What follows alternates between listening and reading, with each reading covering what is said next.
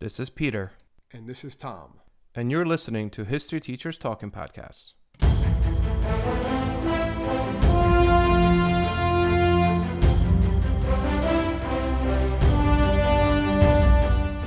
All right, this is Peter Zablocki and Thomas Reska, and welcome back to the podcast. Tommy, Hello. Yes. what are we doing today? Today, basically, we're going to look into the, I guess, easy way to say it, is the lesser known superheroes from around the world. So even though since the 1940s, the United States has pretty much dominated the market when it comes to, superpowers and superpowered individuals running around in their underwear and stuff like that, we were kind of wondering, what else is out there. So we're going to look at some of these international superheroes and more than just like the ethnic additions that you see to like DC and Marvel teams, where I guess we can talk about some of those that just happen to be from another country. These are countries that a lot of countries across the globe have their own takes on what makes a hero super. So there's different thought process there, right?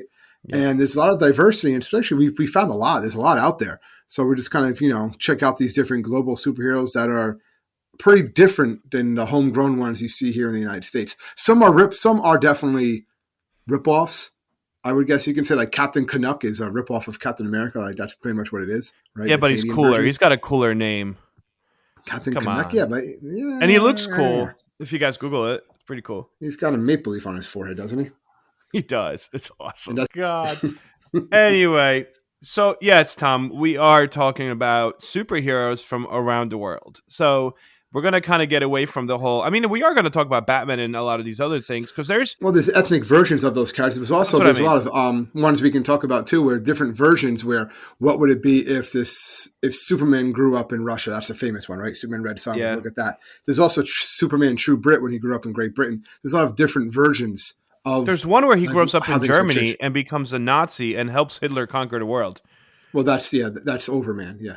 Yeah, and then he comes back because he leaves Earth, and then he comes back and realizes, oh my gosh, Holocaust happened, and he's like, well, it usually winds up ending that it's still like the character itself. If it's an Elseworld, they usually wind up ending that the character is still like the core character somewhere. But some of the ones we're talking about today are ones that are very, very different. All right, so let's get going. Let's talk about some of these superheroes. You pick one first, and then I'll pick some, and then we'll just talk. I'm going to start. All right, so I was going to start with Poland. Poland has Biały Orzeł, which literally translates to like white eagle, which is kind of like a Polish, national bird and symbol. But it's a Polish superhero that's basically like Captain America and Iron Man. That's what we're going to notice. A lot of these are very much like that. Yeah, the statuses of that country, like a symbol of that country. This Polish, so he's a retired businessman and CEO. His name is Alex Poniatowski, and he falls out of the window from the 15th floor, and then goes into a coma. And then 3 years later, his father, some scientist, basically turns him into this superhero. And now he hunts corporations and mafia bosses, and it's more of corrupt politicians. There's no really big monsters here. It's more of a street level superhero. The other one I really like. Is another Polish superhero? You're trying to. Well, no, but the other one I kind of really like. No? Well, I'm close. Black Lightning from Russia. Did you see this one? This is a movie. Yeah. Russia has some interesting ones. They do, and I'm thinking we're going to come up with different ones. But this one in particular, because Russia also has the Guardians. You see that, X-Men. There's a bear guy. Well, that came out. Well, what the Guardians is, and I was going to bring it up, but I guess we might as well just go to it now. What the Guardian is, that came out shortly, I think, after. Yeah, it came out after the Avengers movie came out. And it was kind of like the Russian studios version of. It came out in February of 2017. It was their version of the Avengers, and it was these different characters. It was Lear, Ursus, Khan, and Xena, and they were basically each one was a different version of they were different, each had different powers, right? And they were all supposed to have different strengths, and it was supposed to be clear, each one was supposed to represent a different nationality of the former USSR. They were all Cold War era superheroes. One had electric powers, one could do shields, one was kind of a robot, and then the most famous was the bear guy. He could turn into a bear or turn into a bear human hybrid. He has a big machine gun, a Gatling gun and stuff like that. And it was called the Guardians. And it was basically part of their. It was basically, if you go to YouTube and type in Russian Avengers, that's what pops up. And it's a pretty interesting looking trailer. I don't think the movie did particularly well. I'm not sure, but from what I saw, but that's basically what it is. They're these Cold War era heroes, and they're fighting some other Cold War era guy, and but it's their version of the Avengers. And I don't know, it's interesting little take, I guess. All right, so Basically, if we look at the Black Lightning Russian superhero, it's basically like Peter Parker combined with Kit from what do you call it? Oh my goodness, Knight Rider. Literally, yeah. So this guy's like, yeah. So the hero's name is Dima. I see this guy.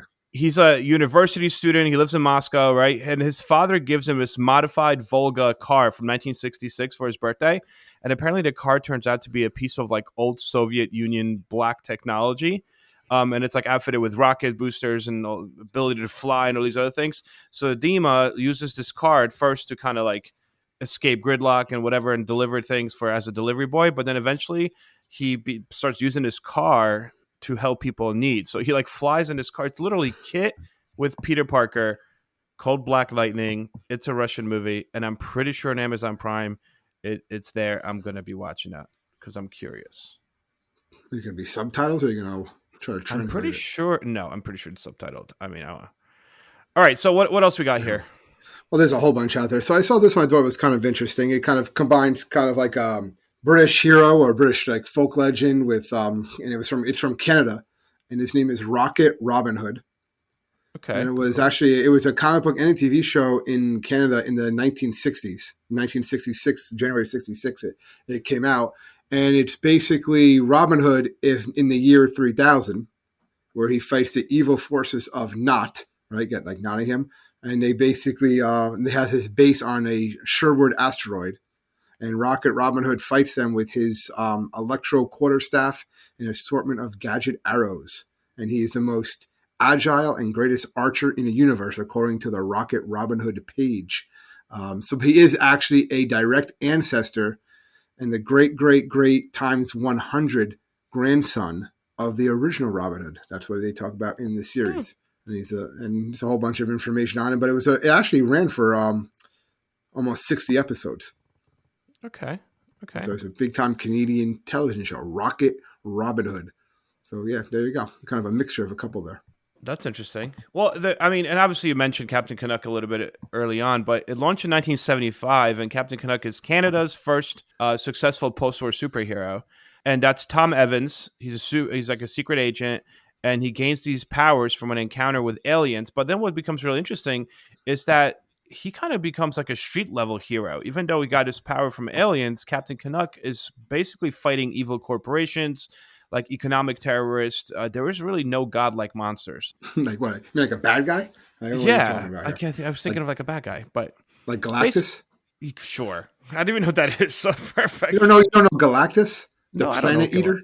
No, he's a giant eater. No, man, you got. Why did you pick this topic if you don't even know who Galactus is? Because it's your topic. All right, we got this. Oh, another one. Since we're already talking about Canada, this actually predates Wonder Woman. Did you see this? Yes, it was Nelvana of the Northern Lights. Yeah. She was the first successful. She was the first female superhero, basically. Yeah, and it only predates Wonder Woman by a few months apparently, but it was a Canadian national superhero, debuted in 1941. Her powers include invisibility. She travels at a speed of light. She also fought against Axis powers and like Nazis during World War II, and became a secret agent. Well, a lot of them, it's the same thing. You see a lot of them coming out. They come out after World War II, where it's a lot more of that nationality and that like pride in these countries. So they come out with heroes to kind of instill that patriotism more or less in their populace, and also with the kids, obviously. But a lot of you get some of these other ones that we'll look at. They're not really, some of the characters themselves are not necessarily geared towards children, which is what you see more in the United States. This one, could you see that Kwezi is from South Africa? I hope I'm pronouncing that right, Kwezi. So it's like this 19-year-old kid. When Kwezi in Zulu dialect basically means star, and it's about this 19-year-old kid, Kwezi, who's obsessed with social media. And basically one day he like discovers he has this power of flight, endurance, and super strength, and he becomes, the superhero. He stops all different bank robbers and whatnot in Metropolis, kind of meets Johannesburg, home city. This is taking place in South Africa. But his main objective is like to wow his followers on Twitter. Apparently he's like a Twitter-obsessed superhero. Yeah, he doesn't really necessarily want to be a superhero.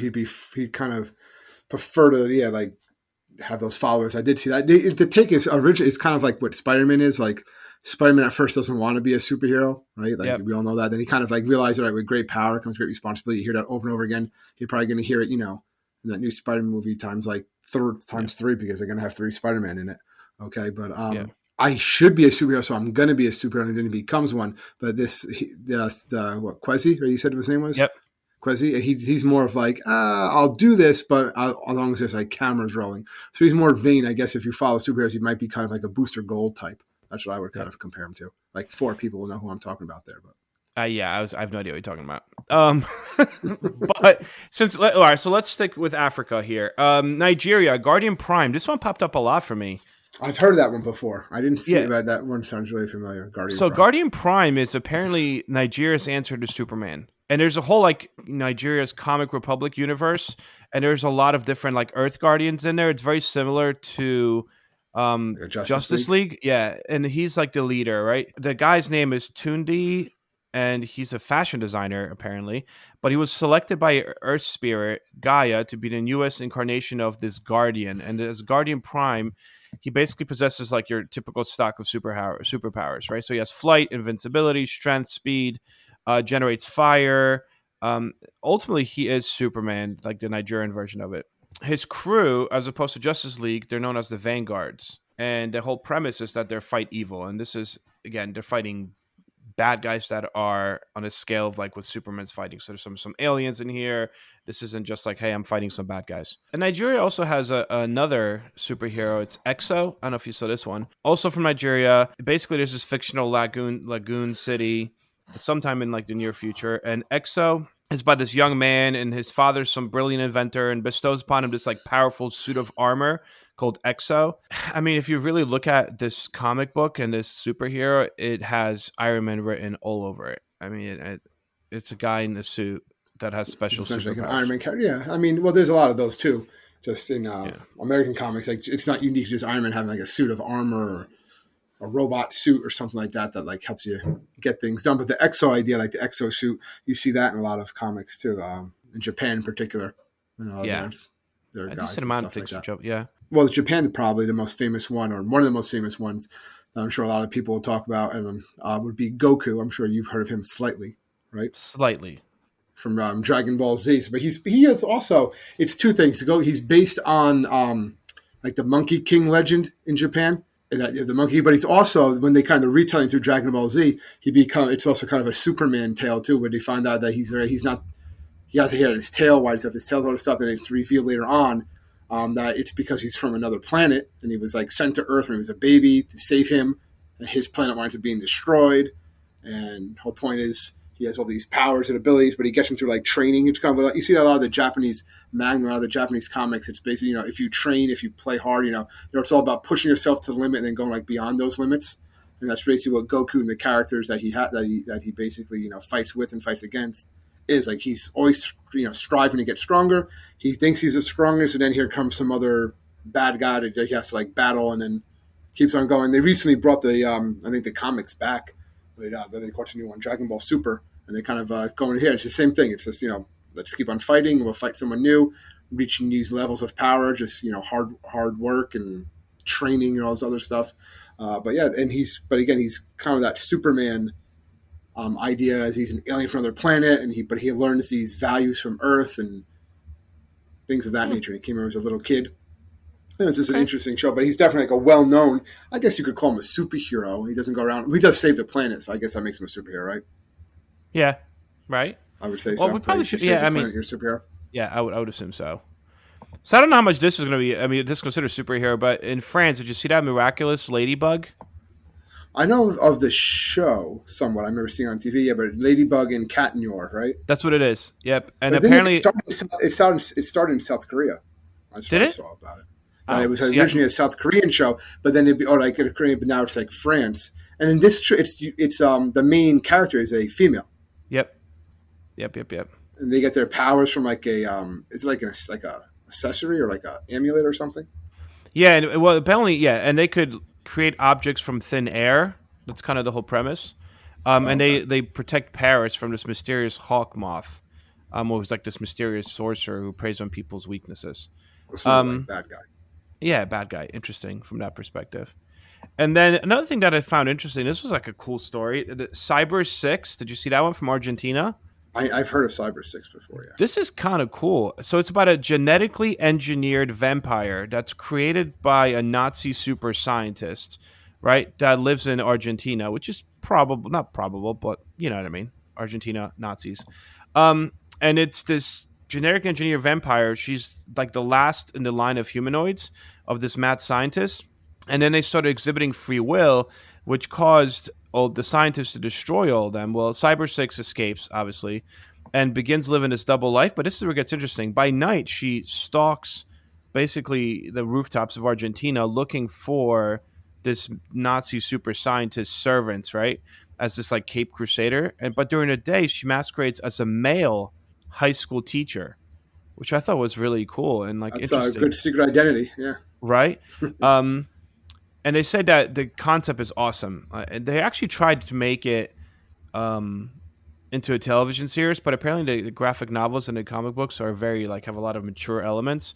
It didn't really translate well for the TV series, so it didn't really go over that well. But I thought it was kind of cool and kind of sticking with the whole female thing. Did you see Pakistan has a superhero called the Burqa Avenger? Yes. That was cool. Yeah, it's trying to again take things that are people are seeing every day and turn it into an actual character. I mean, it's a smart move and everything. It makes Right. sense. You want characters that people can identify with.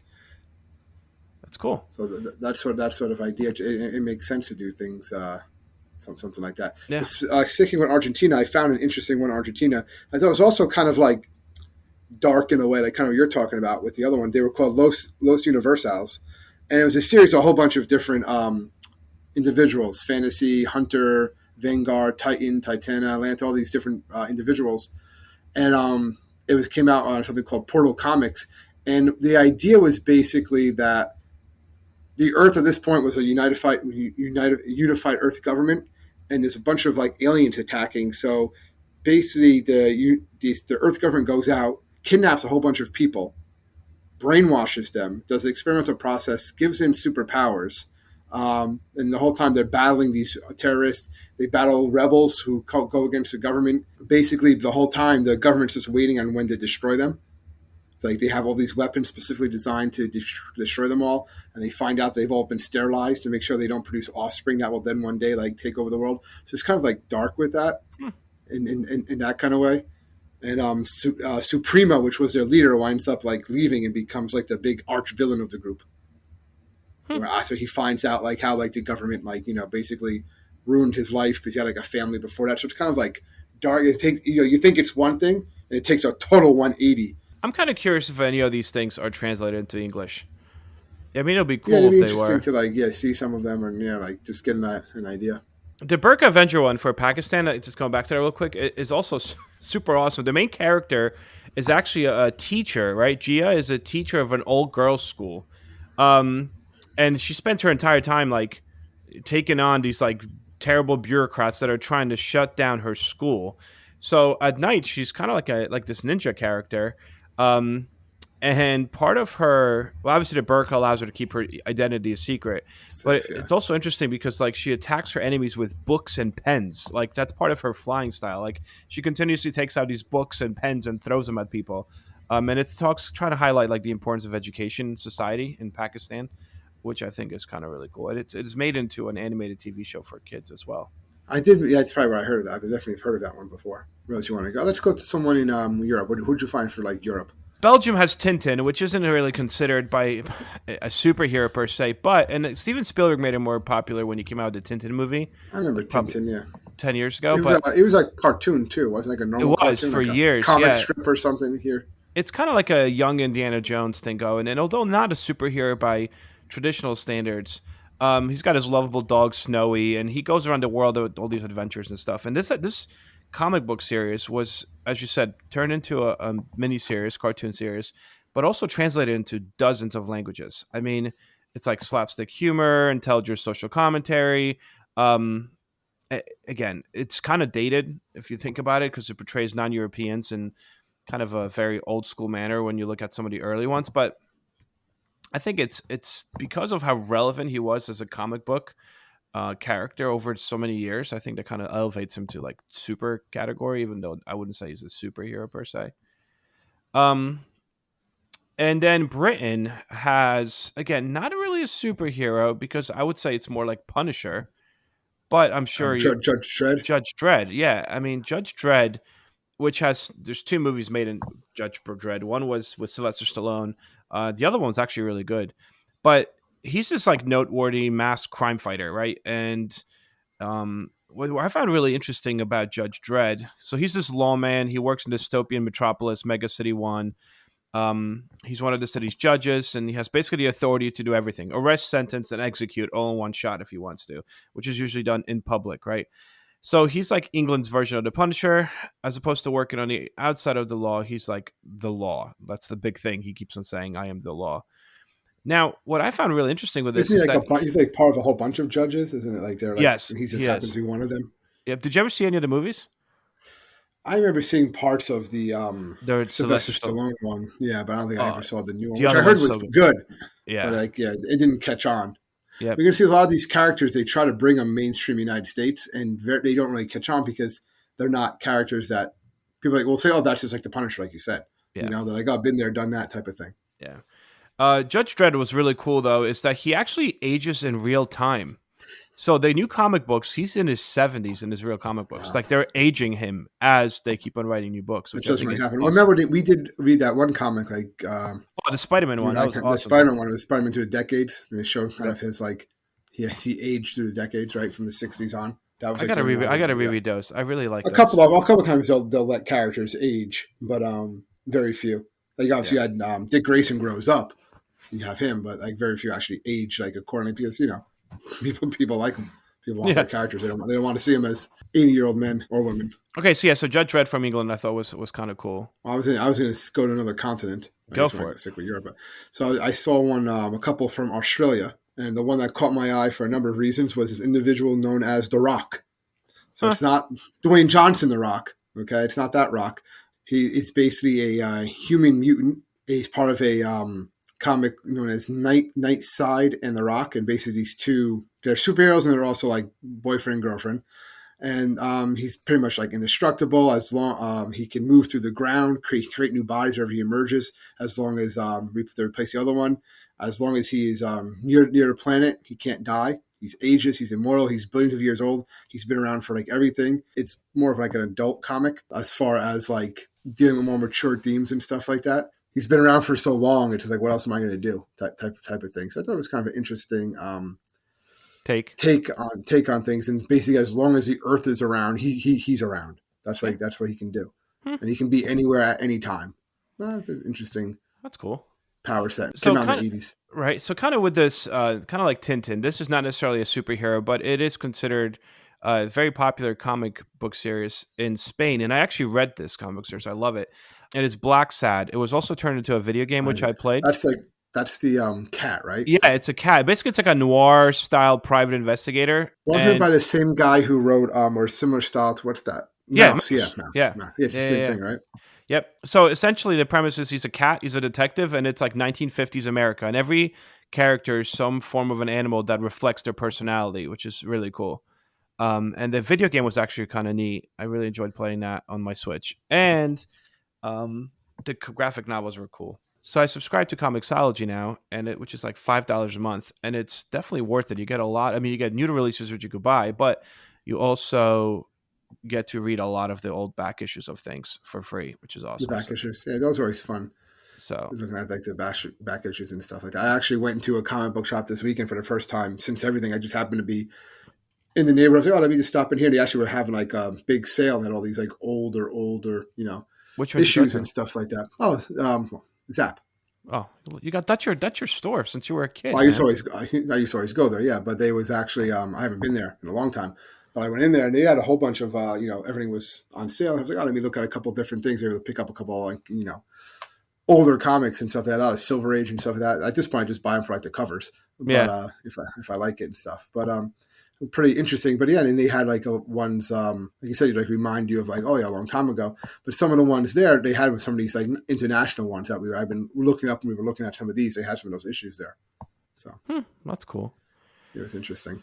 So I kind of want to touch upon. I don't know if you have any other international ones, but I kind of want to touch upon rather like the there's a whole bunch out international. there, yeah. Yeah, but I want to touch upon some of like Yeah. the international incarnations of popular superheroes, and we alluded to that a little bit at the beginning. Yeah. Because you have the the variants, popular, the variants, exactly, basically.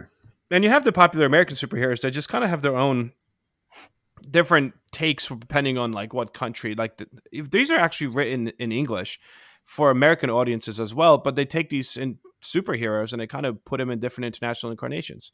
And as we mentioned before, the most infamous one is Red Sun. So what if Superman Which is landed in Soviet basically Union? lands a few hours later, so he lands in the Ukraine instead of Kansas, Smallville, and he's raised during the Soviet Union, and it kind of tells.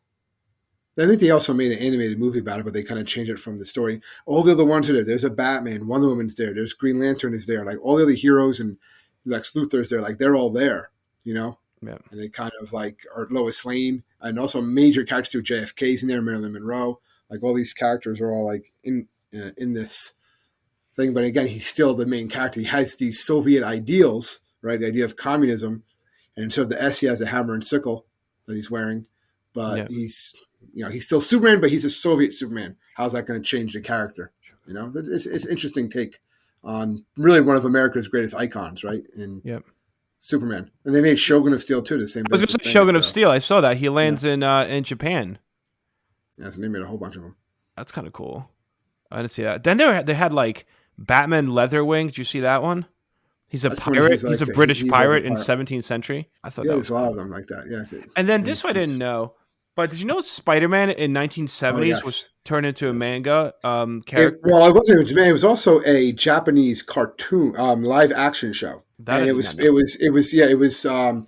basically this whole special on Disney Plus. But I remember seeing parts of it when I was a kid. I think my cousin had like the tape, and stuff like that. Wow, Spider-Man! You watch it now, it does not compare to this. The Spider-Man or the CGI. It's literally just a guy.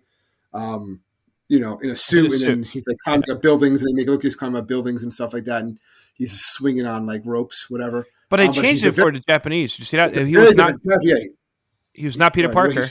He wasn't Peter Parker. Yukamori. His name was Yukamori. He didn't get his powers from being bit by a spider. He got his powers from like a spider demon gave him powers to avenge the death of his father, and he would have to do this kind of like this like interesting kind of like dance almost to. Almost like morph, like in Power Rangers, and he would become Spider-Man, and then he would go and like fight these corporations and stuff like that, and these other bad guys. And it ends when he actually kills a guy who killed his father. That's when the series ends. He's like, "I've avenged my father's blood," and now whatever. And he actually can call forth a giant robot that transforms into a spaceship, and that was kind of the precursor. So that gave the idea for like the Power Rangers that they call their big robots. So that's basically what it was. So it was a very different Spider-Man than what we're used to. He looked like Spider-Man, but he was not Spider-Man according to, the U.S. standards. It's always interesting, but it's out there. You can watch it. You can see it. The Japanese Spider-Man show. I'm kind of curious. It's very popular at the time, too. Well, that's kind of what also led to, granted, this is 30 years later, but the 2005 Spider-Man India. Did you see that? There was an Indian version of Spider-Man. Yeah, I remember seeing that. Very similar, slight variations to make it different culturally, but still very, very similar. You have any other variations besides like the Nazi Superman we talked about earlier? Yeah, that you have the Peggy Carter Captain America is one that's out there. Obviously, so if you watch in What If, you had the Captain Carter, but in other ones there actually was when Steve Rogers, dies, and then she becomes Captain America instead. So that you have that one out there. That's cool. That exists. Yeah, like I said, there's Superman True Brit, which is basically he Superman grows up in Great Britain instead of the United States, and that kind of changes a lot of things. It's kind of more like a tongue-in-cheek, like comedy type of thing. So he's Colin Clark, and he's what he does doesn't make his parents like proud. So whatever he calls attention to himself, what would the neighbors think and stuff like that. So it's kind of like a mock of like the tabloids and stuff in Great Britain. But it's out there. Did you see this? That researchers in the UK basically looked at monthly Google search volume data to find out which superhero dominates search engines activity in basically the countries around the world. This was awesome. Like I guess it depends on the country. Yeah, exactly. Depends on what's coming out too. I would think, like movie wise or stuff. But this is what's crazy. Like, we named all these different international superheroes, right? When you look at Google searches, this is a study that was conducted last year. Literally, the superheroes that dominate Google searches overall nations are American superheroes. Well, yeah, because they're the most well known, just because America, that's what America is, but also like our pop culture is everywhere. Nuts. It's everywhere. You're gonna have some of that back and forth. Like obviously, Japan had all their anime gets popular here and stuff like that. But how often are you gonna? And the internet changes things too. How often are you gonna know about like Canadian superheroes and stuff like that? It's just that's why the ones that people see are individuals like Shang-Chi. Like they're gonna be like Asian heroes, but they're from the big two, DC or Marvel. Yep. And they've been around for a while. He was around since the 70s. The movie recently came out, obviously, but like he's been around for a long time. And you have different characters now in like characters from Afghanistan, characters from Africa and stuff like that. Pakistan, in Kenya, in like the Avengers, in the X-Men and stuff like that, in the Justice League. But we're not like inspired necessarily, from those countries. They're not created from those countries. They're not that country's superhero. They're just characters from that country in Marvel Comics, in DC Comics. So it's stuff like that. Like for a while, the Hulk was Asian, right? Artemis Chow took over as the Hulk for a long period of time. He was an awesome Hulk for a while. Yeah, I mean, you have these sorts of things. You're seeing it now in the new Marvel show, the new TV show, from Pakistan, Miss Marvel, Kamala Khan. So you're having these like individuals from these countries, but that's kind of cool. Yeah. By the way, you said Hulk. Hulk is the number one superhero in Brazil, based on this actual research study. Also, the superhero that wins supreme, right? 57 countries, by far, Google and are most interested in Spider-Man. That makes sense. Number 2 and 3 switch over to DC because the second one is Wonder Woman, but like with 15 countries. And then Batman with 11 countries. And then it goes to Iron Man with 10 countries, Superman with 6 countries. And what's interesting is like think of Captain America. Like for us, Captain America, it's Captain America, right? Everyone knows Captain America. But he comes in first in basically like 3 places. And one of them is Australia. One is Germany. He doesn't even come first in the United States. Actually, that's not the United States. Sorry. It's Canada, Australia, and Germany. He's not even the most searched character in the United States. Spider-Man is. All around the world, you have these different types of ideas of what makes a hero. And again, it's just like some of them are the flashy costumes and the powers. Other ones are being more these street level guys, or it's like this dark twist on things. And it's just interesting because I think it gives you a real look into the cultures of these countries. And what they consider a hero to be, or just their take on it. They don't want to do exactly what the U.S. has done, so this is their take on U.S. heroes a lot of times. And it's interesting. It's just something to see, and to also see American influence around the world and how other countries are influencing our pop culture as well. Anyway, this was a different one. I don't know if this fits like history based. Yeah. I was gonna say I don't know if it fits with history, but it does fit with pop culture. Some people are gonna like it, and some people aren't. Like that's what's gonna be. We might get a little bit of angry mail, but I'm sure next week we will be. We'll be doing something historical. Some more of our historical based. Yeah. But nonetheless, this was an interesting to look into. I think that's not talked about that often. So I figured we're like, hey, global perspective. Yeah, I like superheroes. You like superheroes. Let's look at what else is out there in this world. So this is a fairly short episode, but hopefully it gets some of you guys to get interested enough to go out there and start Googling some of these things and maybe trying to watch some of these. Let us know if you find any different ones out there. That's right. But for everyone else that tuned in, thank you so much. Always a pleasure. And we appreciate you guys tuning in every week. If you need to find us, you can find us at www.historyteacherstalkingpodcast.com. Do not be afraid to click that subscribe button or leave us a review. And until next time, guys, enjoy. Stay safe, everybody.